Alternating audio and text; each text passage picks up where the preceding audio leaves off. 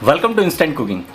Today I am making one fruity naan khatai, that is mango naan khatai.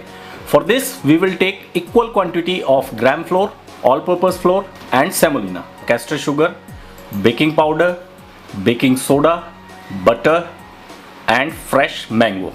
So first we will make mango pulp. For this, in a grinder add peeled mango. Don't add milk or anything. Just make a pulp of mango.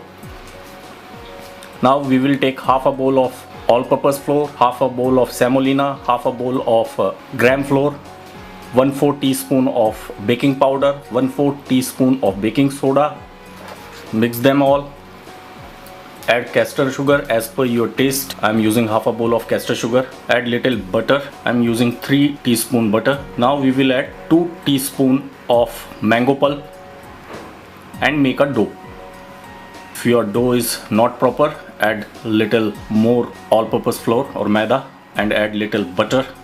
Now make a small bowl and make a design of your choice like this.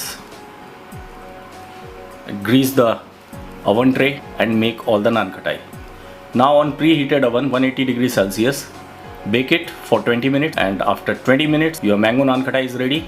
Garnish it with mango pulp. Thank you.